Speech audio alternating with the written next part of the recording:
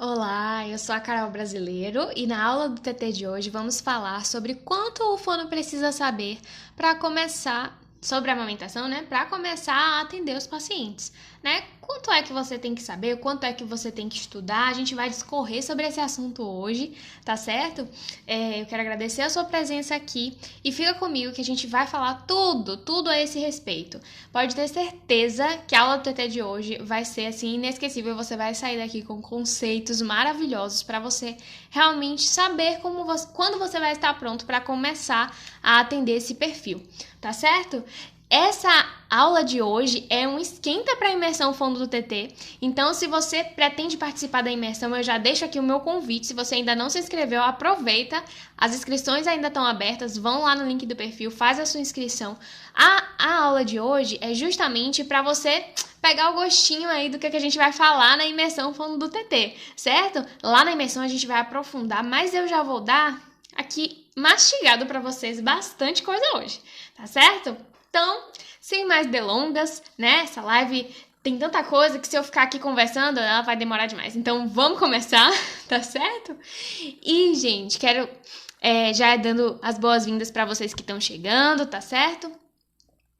Vamos começar, gente, conceituando aí, né? O que é o trabalho da amamentação, ou o trabalho da fonoaudióloga com a amamentação, certo? A fono, ela pode atuar em diversas áreas, né? A fono, ela atua aí com a parte de linguagem, a fono atua com a parte de motricidade orofacial. O que é isso, né? Toda a parte, quem é fono sabe exatamente do que eu tô falando. Toda a parte de mastigação, deglutição, na verdade, das funções oromotoras, né, funções orais, então tudo que envolve a função de cabeça, pescoço, sistema estomatognático, né, a gente trabalha com a parte de audiologia, né, as funções auditivas, com a parte da fala, com a parte da voz e como a parte de amamentação também, né? A amamentação é um tema que é transversal, não acontece só na fono, né? E a gente pode sim trabalhar exclusivamente com a amamentação. Eu quero já adiantar para você que não é só o fono que trabalha com a amamentação, mas nós temos um olhar bem aguçado para essa área. Se nós já trabalhamos com todas essas funções orais, né, nós sabemos aí o que é mastigar, o que é engolir, o que é sugar, a gente estuda tudo isso muito bem lá desde o primeiro semestre na faculdade, a gente já começa a ver embriologia, né, primeiro, segundo semestre, e a gente vai construindo esse raciocínio, né, neuroanatomofisiologia, até a gente chegar lá nas matérias específicas e começar a entender, então, como é que esse corpo humano, ele funciona do ponto de vista de função oral mesmo, certo? Então, a gente tem um olhar específico para as funções orais, tá? Mas eu preciso adiantar para você, né, você que é fono que está me assistindo, que o conhecimento, gente, só da faculdade, ele não é suficiente, certo? O conhecimento que a gente tem na faculdade é muito raso, ele é muito superficial e a gente precisa, né, se atualizar sempre. Por quê? Na faculdade, nem sempre a gente tem a oportunidade de ver a amamentação. Muitas vezes ali dentro da matéria de disfagia, dentro da matéria de fono hospitalar, a gente vai pegar ali uma aula ou outra, né, algumas aulas que vão discorrer sobre a parte realmente da pediatria, da amamentação, mas não são todas as pessoas que têm a oportunidade de pegar, por exemplo, o estágio em amamentação. E eu sou um exemplo vivo disso, né? Saí da faculdade muito crua nesse sentido de saber sobre a amamentação, ter essa experiência na prática. Realmente eu não sabia. E era meu sonho fazer residência. Aí eu entrei na residência e a residência era de quê? De pediatria. Entrei diretamente num contexto hospitalar e eu não sabia necessariamente que o contexto era hospitalar, né? Era uma residência, assim, em saúde da criança, né? Mas não estava muito bem descrito onde seria o loco, né? E o loco era no hospital. E aí eu tive que aprender exatamente como era trabalhar com esse perfil, né? Ali inserido no hospital, no campo de batalha, é que eu comecei a estudar e me aprofundar sobre esse assunto. Tá? Então, assim, se você já passou por um estágio na faculdade, ó, maravilha! Mas eu preciso te dizer que esse conhecimento é raso. Por que eu falo isso? Porque eu já acompanhei outras fonoaudiólogas, né, que passaram pela faculdade, que tiveram a oportunidade de ver a amamentação, saem encantadas, mas, gente, a amamentação é um universo. Não é só aquilo que a gente aprende ali, muitas vezes a gente acaba aprendendo conceitos e práticas bem ultrapassados, né? Que não são atualizados aí condizentes com a literatura. Quando a gente tem a oportunidade de pegar professores que trabalham com as questões mais atuais, né? De estar sempre buscando essas atualizações e atualidades, a gente sim, né? Sai com uma bagagem legal, mas a gente precisa ter essa autonomia. Quando eu falo disso, gente, eu falo sempre assim, que as referências elas vão se atualizando, o que é hoje já não era mais. Então, por exemplo, uma coisa que é muito comum a gente aprender, né, que é para falar para as mães elas amamentarem primeiro só num lado do peito e na outra amamentação oferecer o outro peito, nunca os dois peitos na mesma mamada.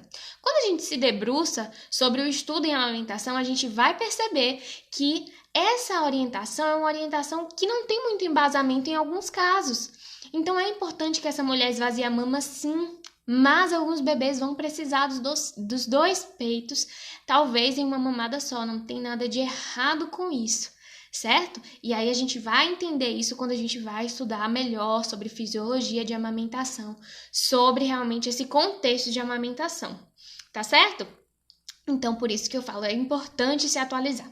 Imagina só que a gente sai da faculdade e começa a pegar paciente com disfagia.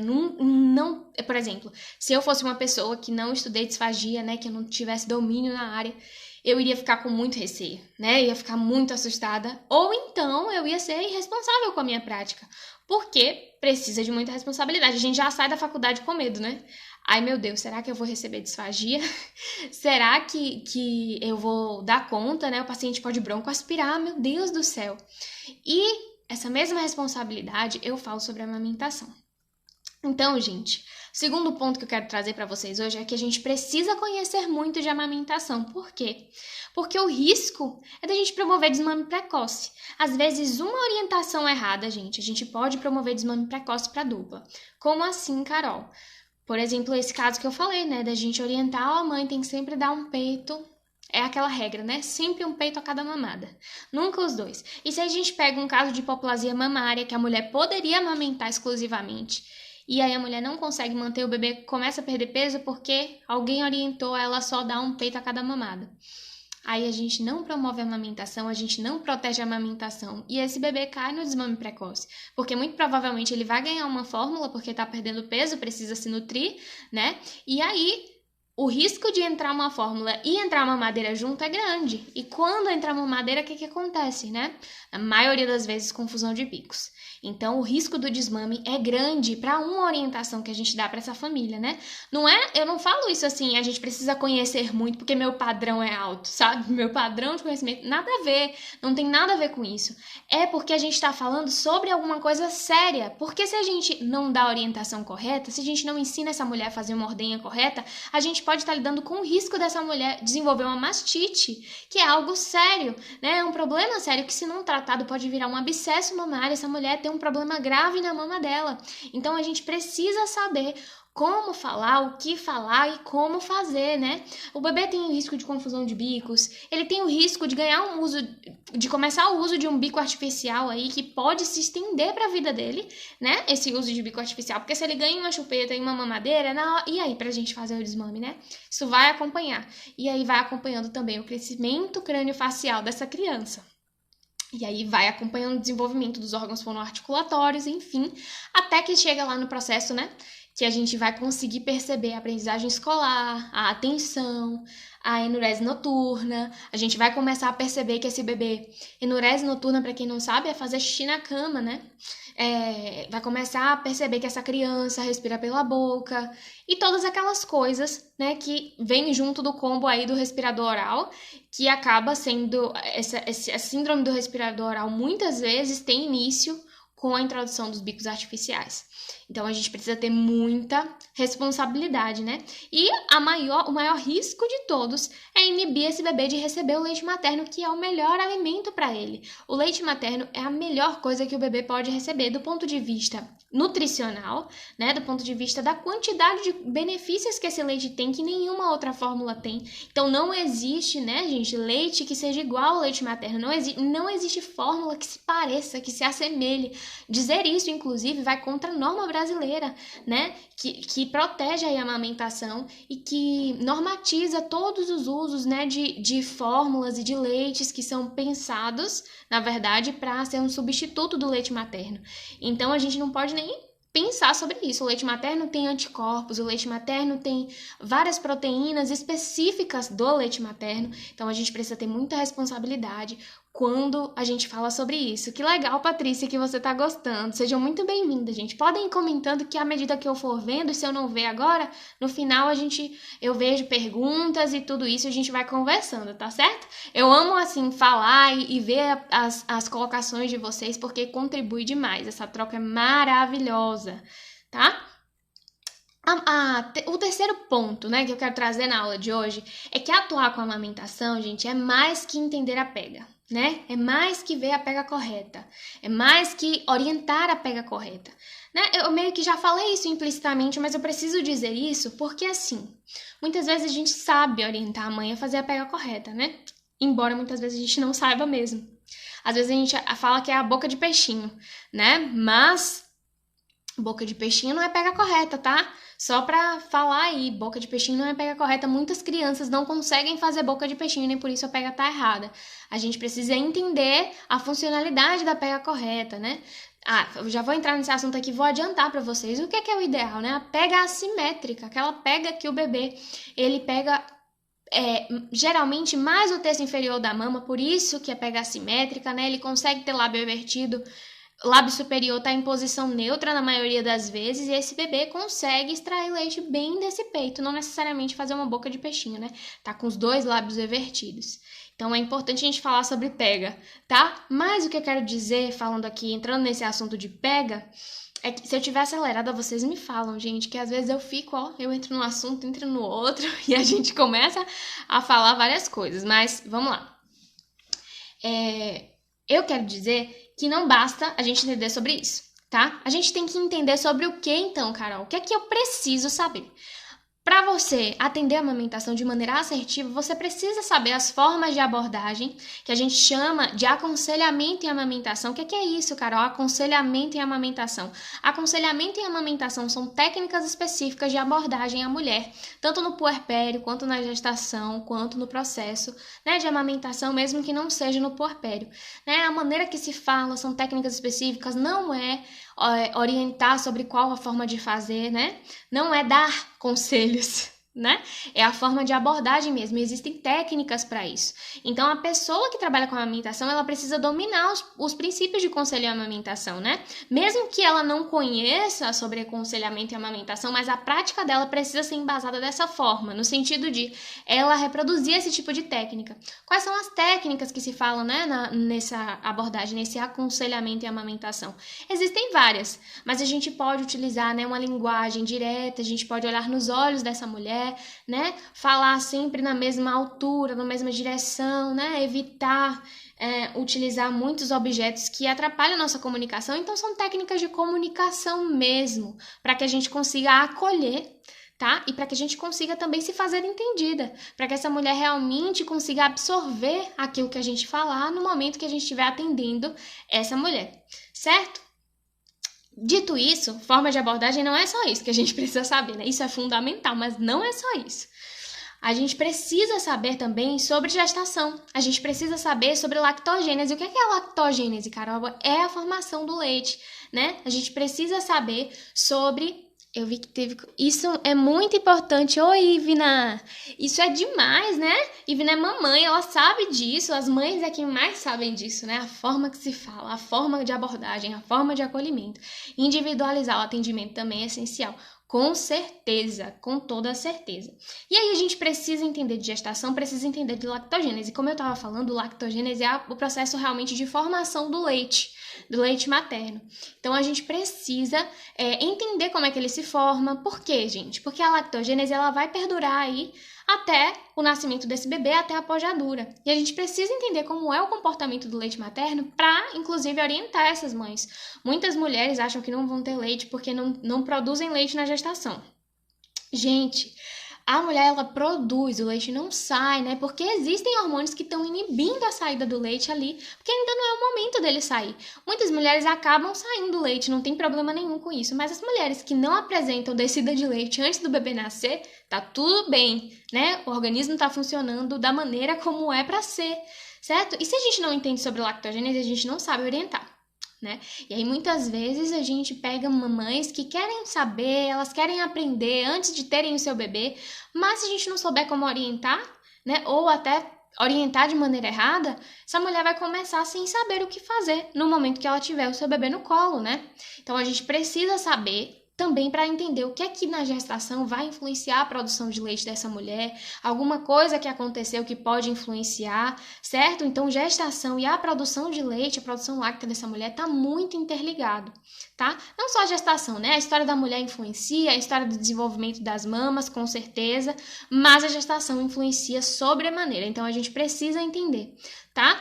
E depois disso, a gente precisa entender como o parto influencia na amamentação. Então, como é que esse parto, o que é que pode acontecer no parto, que pode atrasar a descida do leite dessa mulher? Em muitos casos isso acontece, né? Como o tipo de parto, será que influencia na amamentação? Vocês acham que o tipo de parto influencia? Se a gente vai estudar, a gente vê que influencia, gente. Os partos normais, naturais, né? Naturais, vaginais, eles tendem a ter o maior sucesso. As mulheres, né? Isso são estudos, não sou eu que tô falando, né? As mulheres tendem a ter maior sucesso na amamentação do que na cesárea. Significa que as mulheres que vão ter cesárea não vão ter sucesso? Nada disso, né? Nada é regra. Inclusive, se essa mulher tiver o acompanhamento adequado, ela tem sucesso, né? Naquela mesma hora, né? Quantas mães que têm cesárea que amamentam na primeira hora de vida e quantas mães também que têm parto natural que não amamentam na primeira hora de vida. Então, tudo depende da história dessa mulher, de como essa mulher foi acompanhada. Por isso, o acompanhamento é fundamental, né? O conhecimento transforma. O conhecimento transforma não só o fazer profissional da gente, mas a maternidade de muitas mulheres, né? Então é importante que a gente saiba disso para trabalhar com a amamentação. A gente precisa entender, lógico, isso aqui é óbvio que eu vou falar, manejo de amamentação, né? Não dá para trabalhar com a amamentação sem entender manejo de amamentação. Mas, Carol, o que é manejo de amamentação? Quando você fala assim, é saber posicionar? É saber ver a pega correta, né? Orientar a mãe como fazer a pega correta? Mas é muitas outras coisas também. É entender princípios de ordenha, é entender sobre relactação, quando é que eu utilizo a relactação, é entender sobre o uso das bombas. Até isso eu tenho que saber, Carol, precisa saber. Vai ter bomba que vai ser bom para uma mulher e bomba que não vai ser bom para outra, né? Vai ter bomba que a mulher vai se adaptar e bombas que ela não vai se adaptar. Muitas mulheres acabam achando que tem baixa produção láctea porque não consegue fazer ordenha na bomba. Isso não significa nada, né? Manejo aí de ordenha, gente, é muito individual. A gente precisa saber como orientar essa mulher. E ordenha vai muito, assim, do período dessa mulher, né? Do quanto que é da ansiedade. Vários fatores influenciam aí no momento da ordenha e na produção dessa mulher. Então, a gente precisa entender sobre produção, tá? Precisa entender de manejo de mama, claro, né? Saber como realizar uma ordenha manual, saber como orientar em relação à capacidade de armazenamento de mama de cada mulher. Tem mulheres que têm hiperlactação, tem mulheres que têm baixa produção, e cada caso a gente vai manejar de uma maneira, né? Então a gente precisa entender sobre isso, precisa entender sobre o galactogogo. Ah, Carol, eu não sou médica, eu não vou prescrever remédio. Por que eu preciso entender sobre galactogogo? Quem foi que lhe disse que galactogogo é só medicamento, só fármaco, né? Só droga? Quem foi que falou isso? Não é só isso. Galactogogo são, muitas vezes, fármacos naturais, né? E muito do popular, as mulheres acabam, e isso até, se a gente conhece, se a gente sabe orientar, a gente evita muito o uso de fármacos indiscriminado, entendeu? Então, a gente pode orientar essa mulher que quer aumentar a produção ou, de repente, que quer fazer o desmame, o que ela pode utilizar, o que a gente pode orientar, certo? E aí, nesses casos, a gente vai evitar esse uso de fármacos e, olha, Já adiantando para vocês, galactogogo sozinho não resolve problema. Por isso a gente precisa entender. E existem galactogogos que ainda são prescritos, mas que são contraindicados pelo Ministério da Saúde. E muitas vezes em muitos hospitais são ainda prescritos, em muitas maternidades, porque às vezes o médico que está ali não tem domínio sobre a amamentação. A gente vai falar sobre isso aqui, tá? Mas é importante saber e entender sobre aquilo que a gente está trabalhando, tá? Além disso, a gente precisa saber orientar na introdução alimentar. Então, não é só no momento do estabelecimento da amamentação, mas na continuidade da amamentação, né? Após os 6 meses, não existe assim, após os 6 meses, o bebê descobriu que é comida mágica, descobriu que é comida e vai parar de amamentar. Não, né? E a amamentação tem um papel fundamental na introdução alimentar. Então, a gente tem que saber como orientar. Na volta ao trabalho, essa mulher vai voltar a trabalhar com 2 meses, o bebê tem 2 meses. Ele precisa desmamar para essa mulher voltar a trabalhar? Será? Se a gente acompanhar de perto, né? Orientar essa mulher como fazer a ordenha, como manter a produção, a gente consegue manter. Às vezes as mulheres voltam com 6 meses, mas às vezes elas precisam voltar antes. Tudo vai depender da história de cada mulher, né? Hoje a gente tem cada vez mais, graças a Deus, mulheres independentes, mulheres que trabalham, né? Que não podem muitas vezes parar, mulheres que são empreendedoras e que não pode parecer. A gente pensa na gente que é fono, nem toda fono é CLT, né? Muita fono tem o seu próprio consultório, né? Muita fono depende do atendimento no seu consultório e tudo isso a gente pode acompanhar, certo? Então, na volta ao trabalho é importante e também no desmame, gente. Ah, meu Deus, a gente promove desmame se a gente trabalha com amamentação. Que maluquice é essa, Carol? Não é isso, né? Existe o desmame que é abrupto, né? É aquele desmame que ele acontece antes do tempo e que é o que a maioria das mulheres brasileiras sofrem, né? E passam por isso, muito pela cultura do desmame que a gente tem, assim, enraizada na sociedade. E existe o desmame que é gradual, que é na hora que essa mulher percebe que não tá bom para ela, não tá bom mais pro seu bebê, o leite materno não é mais o principal alimento desse bebê. Aí a gente pode orientar quais as maneiras, quais as estratégias, como é que essa mulher pode fazer, certo? É super importante ser confortável para a dupla, tá? Dito isso, gente, como eu falei várias coisas aqui, acho que vocês, esse ponto que eu vou falar agora, vocês já devem estar na mente, né? É necessário entender que a amamentação é um acompanhamento, né? Então, assim, muitas vezes eu vou atender essa mulher no puerpério, eu vou atender uma emergência em amamentação, outras vezes eu vou acompanhar essa família durante um longo período. Às vezes ela vai ter você como referência, né? E se ela tem você como referência, ela vai recorrer a você na introdução alimentar, vai recorrer a você no momento que ela quiser fazer o desmame, né? Porque ela vai ter você como referência na amamentação, tá? Então, é acompanhamento, mas não só a longo prazo, mas a curto prazo, tá? Quando a gente atende a amamentação, a gente tá muito acostumado com aquele atendimento hospitalar, né? Em que a gente vai ali à beira-leito e no outro dia a gente volta lá, o paciente nem tá lá mais. Muitas vezes acontece isso, né? Se tem alguém aqui que é do trabalho do hospital, sabe disso. Que às vezes a gente traça até um plano legal para essa família, mas a família tem alta antes que a gente possa discutir ou colocar o nosso plano terapêutico, né, em prática. Então, a gente precisa entender que trabalho com amamentação, ele é um acompanhamento. É importante a gente fazer um acompanhamento, mesmo no hospital, mesmo se a gente não for ver a família mais, mas assim, empoderar essas mães para que elas deem continuidade àquilo que foi começado ali, tá? Então, é importante, se a gente atende fora do hospital, atende as mulheres nas casas, é um acompanhamento, né? A gente precisa se mostrar disponível, porque muitas vezes com pequenos ajustes a gente consegue manter a amamentação. Essa mulher consegue deixar o bebê no peito com alguns ajustes e tal, mas a gente precisa ver o depois. Às vezes, depois de um dia que a gente saiu dali, a mulher já não consegue mais manejar, então a gente precisa estar junto para entender o contexto daquela criança. Às vezes a gente atende aqui, aí a criança entra num pico de crescimento, né? E ainda num pico de desenvolvimento. O que é que a gente faz? A gente precisa acompanhar para a gente poder orientar essa mãe, senão essa mãe corre um sério risco de desmamar, tá? E é importante falar sobre essas questões do desmame, gente, porque eu falo isso não é só porque eu bato na tecla sobre a amamentação, eu defendo a amamentação com unhas e dentes, não é isso não. É direito da criança receber leite materno, né? Leite materno é um leite espécie específico, ele foi feito para aquela criança né? Ele foi desenvolvido, é o melhor alimento para esse bebê receber, né? É ele que vai modular o trato gastrointestinal da criança, é ele que vai auxiliar no desenvolvimento e na proteção do organismo dessa criança. Então, ele foi feito especificamente para ela. As mães, elas podem escolher se elas querem amamentar. As crianças não têm direito de escolher se ela vai mamar ou não, né? Então, a gente pode também proteger a amamentação no sentido de proteger o direito dessas crianças em receber leite materno, certo? Vamos pensar também por esse lado, tá bom?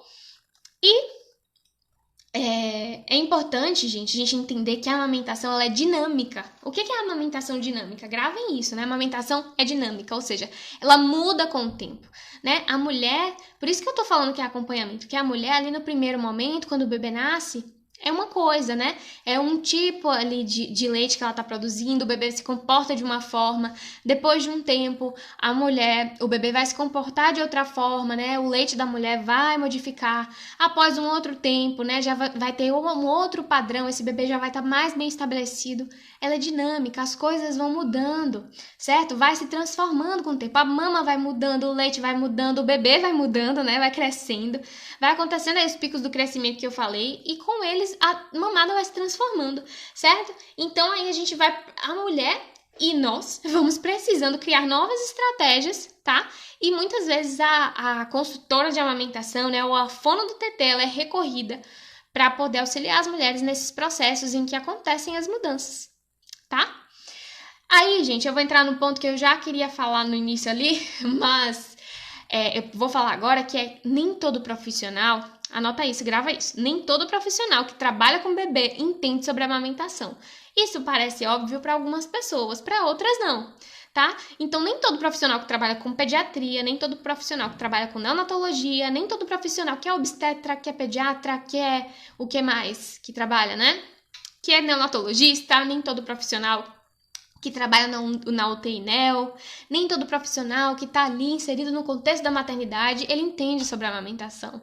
A gente precisa desconstruir isso dentro da gente, porque a gente tem uma cultura de acreditar que as pessoas sabem sobre a amamentação e que sabem técnicas de amamentação, e muitas vezes não. Existem, às vezes, instituições, gente, que são declaradas amigos da criança. Quando a gente vai ver na prática, não tem fluxo de amigo da criança, né? É um fluxo que dificulta a amamentação e o Hospital Amigo da Criança, pelo contrário, ele facilita o manejo de amamentação. Ele foi pensado para proteger a amamentação. E a gente tem muitos hospitais, infelizmente, né? Essa é a realidade. A gente tem muitos hospitais que não são amigos da criança, muitos profissionais inseridos nesse lugar que não conhecem sobre a amamentação. Então, assim, ainda tem muito médico mesmo desatualizado, muito fono desatualizado, muito médico desatualizado. Quantos? Pronto, aí eu faço a pergunta para vocês, né, fonos que estão aqui. Quantos profissionais você conhece que encaminham o paciente para fono? Assim, certinho. Quantos? Né? Dá para você mais do que os seus dedos podem contar? Se você conhece mais do que os seus dedos podem contar, então eu tô equivocada. Porque na maioria das vezes o que a gente vê são profissionais que têm... E eu não tô falando de amamentação não, gente. Tô falando de qualquer área da fonoaudiologia. Quantas vezes a gente pega uma criança que é acompanhada há muito tempo com um profissional que às vezes, caminha junto com a fono ou é para caminhar junto, mas que não encaminhou para fono. Simplesmente não encaminhou porque achou que a criança não tinha demanda, porque às vezes não sabe nem do trabalho do fono, né? Então, isso não é só na amamentação. Imagine dentro da amamentação. Hoje mesmo eu atendi um paciente assim, que passou 1 ano com disfagia, gente. 1 ano com disfagia, acompanhado por diversos profissionais. Passou por vários profissionais e nenhum deles encaminhou para o fonoaudiólogo. Então, assim, a gente precisa entender o nosso lugar e para você imaginar, né, consultoria em amamentação não é nem regulamentada no Brasil. Então, existe uma oportunidade para o fono se apropriar desse lugar de fala, certo? Mas com muito estudo, né? O aprofundamento, ele é essencial, ele é fundamental, não é? Pois é, pouquíssimos, é verdade, gente, pouquíssimos profissionais. E isso aí, né, é a prática que diz pra gente, né? Nem tá escrito em lugar nenhum, a gente é fono, a gente sabe, né? Quantos pacientes demoram aí, às vezes até para ter um diagnóstico, porque não passou por um fonoaudiólogo, não é verdade? Aí, dito isso, né, que nem todos os profissionais entendem sobre a amamentação, eu preciso falar da nossa categoria. E eu preciso dizer que nem todo mundo, gente, que faz teste da linguinha sabe fazer. Tá? Ponto. Isso é Por que que eu tô falando isso? Né? Isso é uma polêmica, tá? Mas assim, gente, se não fosse assim, não tinha nem um monte de bebê chegando pro dentista pra fazer frenotomia que passou pelo fono e com uma anquiloglossia subdiagnosticada, né? Teste da linguinha, ok. Às vezes não passou pelo fono, eu entendo. Às vezes não foi o fono que fez o teste da linguinha, eu entendo. Mas na maioria das vezes é o fono que faz, certo? E tem vezes que não fez teste da linguinha, ok. Mas eu recebo quase que diariamente queixas de mães, não é? Ah, eu fui na fono, a fono disse que tava tudo bem. Quando eu fui no dentista, o dentista falou: olha, mãe, a gente tem que fazer aqui, porque senão ele não vai conseguir mamar direito. E era anquiloglossia. Então a gente precisa ter muita responsabilidade com o que a gente faz, né, gente? Eu não tô dizendo que a gente não vai errar, não é isso, certo? É lógico que a gente vai errar. A gente é humano, e inclusive errar faz parte do nosso crescimento, da nossa evolução. Se a gente não errasse, a gente não evoluía, né? Não melhorava. Faz parte do processo pra gente evoluir. Mas eu tô falando sobre a nossa responsabilidade com o atendimento fonoaudiológico, com o atendimento de amamentação e com as famílias que a gente atende.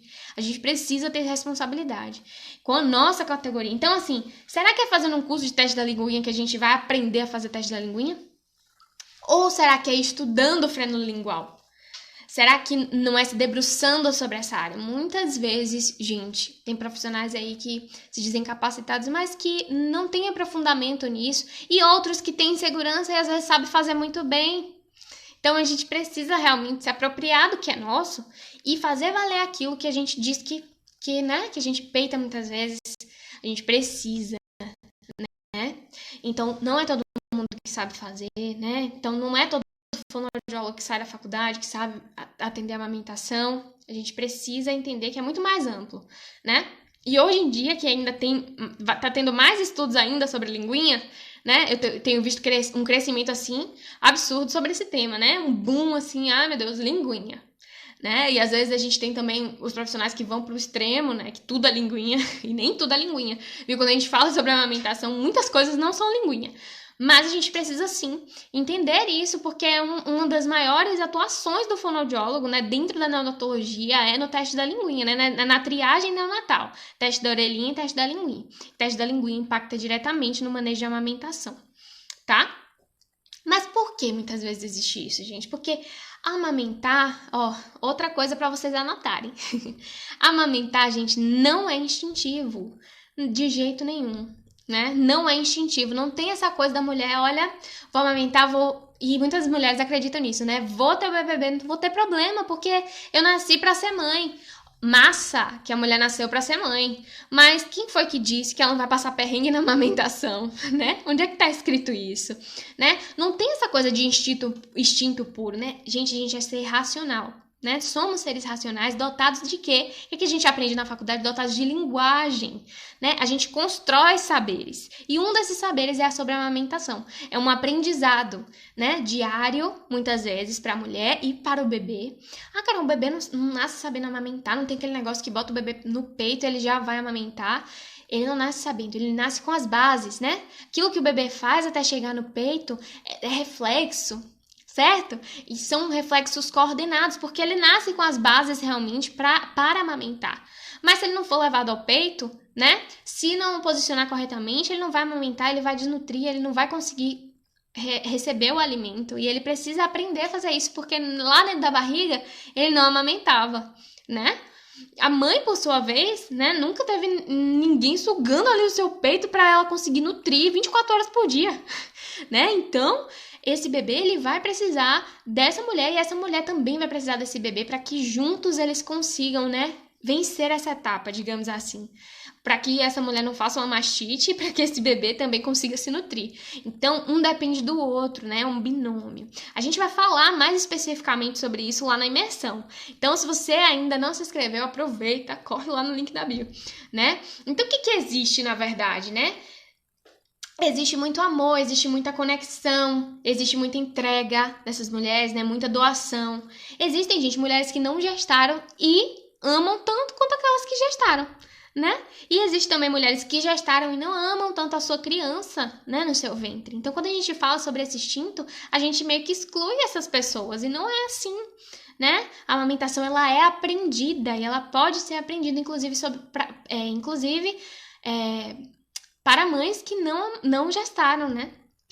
Por mães que não gestaram, elas podem aprender a amamentar. E a amamentação pode surgir, tá?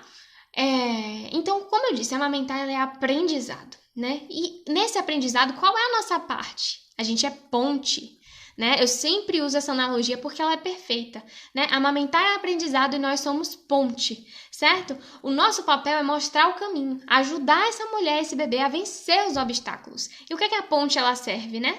Para que a gente não precise nadar pelo rio para chegar do outro lado, né? Então a ponte ela serve para facilitar o nosso acesso ao outro lado. E o outro lado é o que? A amamentação nesse contexto dessa mulher e desse bebê.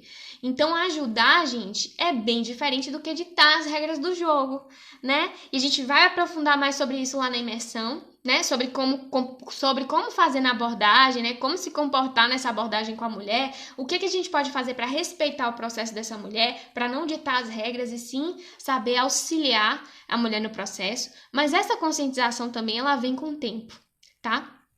Ela não vem de uma hora para outra, ela vem com estudo realmente, né? Não é uma coisa da minha cabeça, tá? Então, isso tudo que eu falei para vocês aqui é só a ponta do iceberg, né? O iceberg inteiro eu vou mostrar para vocês lá na imersão Fono TT. Por isso que eu disse que essa live ela seria de aquecimento, porque é bastante coisa que eu passei aqui, mas vocês não imaginam aquilo que a gente vai aprender lá na imersão, certo? Então, o meu convite de coração é que você participe, porque vai ser um momento ímpar, né? Tanto para mim que falo, porque quanto mais eu falo, quanto mais eu estudo e trago para vocês, mais eu aprendo. Então aproveitem aí a oportunidade. Se você não se inscreveu ainda, me diz aí quem já se inscreveu. Você já se inscreveu? Glenda falou aqui, ó, já garanti minha vaga. Isso aí. É isso aí, gente. A gente não pode, né, deixar essas oportunidades passarem. Se eu tivesse, na minha época, a oportunidade que vocês estão tendo agora, assim, de muito conhecimento sobre o tema, né, de pessoas falando sobre isso abertamente, específico para a profissão, eu não teria passado tanto perrengue quando eu passei, quando eu estava aprendendo isso, certo? Já é na semana que vem, só para lembrar para vocês, né, vocês só vai receber o link de acesso à imersão, gente, quem tiver inscrito. Por isso que eu tô falando, se inscrevam, vão lá no link do perfil e se inscrevam. E eu tô vendo que tem gente comentando aqui. Vamos lá. Deixa eu fazer uma pergunta. Tem uma mãe na NEL, onde trabalho, comentou comigo, faz esse curso de assessoria de amamentação e queria me levar para ajudar esse bebê que está internado no momento. Peraí, deixa eu ler de novo. Eu tenho uma mãe na NEL, onde eu trabalho, que comentou comigo, mas esse curso de assessoria e amamentação. Ela faz esse curso, Patrícia, de consultoria, é isso? Queria me levar para ajudar esse bebê que está internado no momento. Ela faz um curso de consultoria, que legal. Deixa eu dizer para vocês, consultoria e amamentação, ela não é regulamentada ainda no nosso país, né? Não é uma profissão regulamentada. Então, qualquer pessoa, se uma mãe ela quiser ser consultora, ela pode. O que a mãe não pode ser? Ela não pode ser fono do TT, porque o conhecimento fonoaudiológico só a gente tem. E para atrelar as duas coisas, aí precisa de muito estudo, né? Mas é importante, se você quiser, né, se debruçar sobre isso, minha orientação para você, minha recomendação é que você participe da imersão. Vamos, Patrícia, vamos para a imersão, eu tenho certeza que você vai amar, viu? Ah, você já se inscreveu, maravilha! Para ir embora com ela. Ah, é para você fazer o curso. Entendi. Para você ir embora, vou fazer o seguinte, conversa comigo no direct, que aí a gente vai conversar sobre isso para eu entender melhor o caso e aí eu vou conseguir te orientar melhor, tá bom? Vocês podem até mandar áudio lá no direct que a gente conversa, viu, Paty? Ó, Carol disse que já se inscreveu. Aê, Xará, a gente vai estar lá juntas. Gente, muito obrigada pela presença de vocês. Eu quero agradecer, né, por essa aula do TT. Dizer que eu amo falar sobre isso, né? Vocês viram que eu passei direto. Tava até com a água aqui, não deu tempo nem de dar um gole. Porque conversei aqui que só. Então, já tá muito grande essa live, tá? Mas eu vou deixar ela salva aqui essa semana, então vocês podem rever, tá certo? Mandem pras fonos que vocês conhecem, gente, pra elas também virem participar da imersão e pra elas aprenderem tudo isso que a gente falou aqui. Porque quanto mais a gente dissemina o conhecimento sobre a amamentação, mais a gente protege a amamentação, né? O conhecimento protege a amamentação. Ai, Letícia, obrigada, gente. Muito obrigada, viu? Ai, Natália disse que... Nathalie, né? Disse que se inscreveu, ô, meninas. Ai, tô empolgada pra gente se encontrar, pra gente conversar demais lá na imersão. Vai ter muita coisa boa. Um beijo, ótima noite pra vocês, viu? Ótima quarta com cara de segunda. Mas já vai acabar, amanhã já é quinta, né? Daqui a pouco é sexta. Um abraço, meninas. Até a próxima, viu? Beijo.